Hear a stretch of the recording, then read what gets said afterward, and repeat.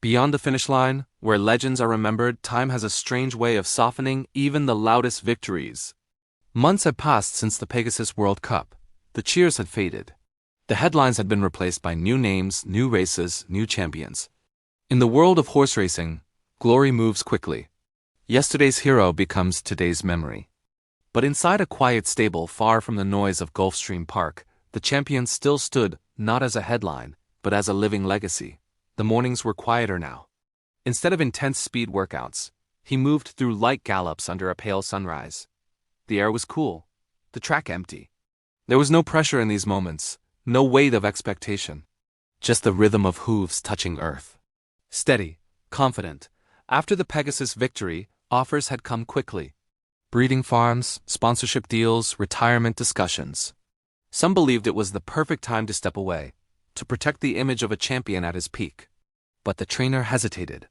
"He still loves to run," he said softly one morning, watching the horse move freely across the track. "You can see it in him," and he was right. There is something different about a horse that runs out of fear, and a horse that runs out of joy.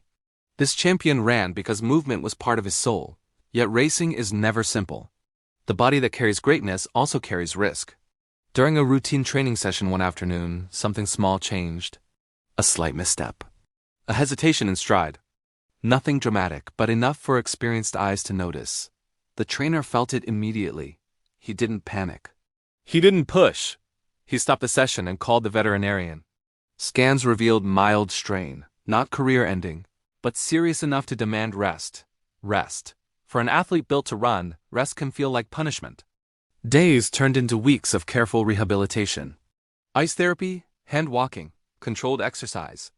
The champion who once thundered past rivals now walked quietly beside stable hands, patient but restless. Some critics began whispering again.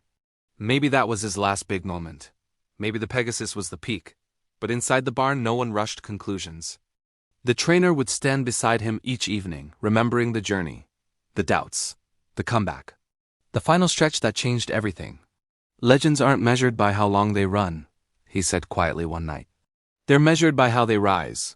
Recovery is not dramatic like victory. There are no roaring crowds for small improvements.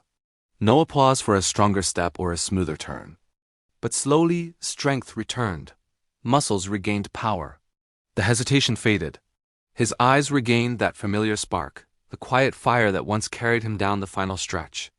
The first day he was cleared for a stronger gallop felt like a second debut. The sky was overcast, the track damp from early rain. No media. No grandstands full of spectators. Just horse, rider, track. The jockey eased him forward gently. Not demanding speed, only asking for rhythm, and then it happened. The champion lengthened his stride naturally, effortlessly, not forced. Not desperate. Free. The trainer watched from the rail, heart pounding in a way that felt strangely familiar. Not because of money. Not because of fame. But because he was witnessing resilience again. They did not immediately return to million-dollar races. Instead, they chose smaller competitions. Smart placements, controlled pressure. In his first race back, the crowd was modest, the purse far from glamorous. Many expected him to dominate easily. He didn't. He finished second. But something about that second-place finish meant more than trophies.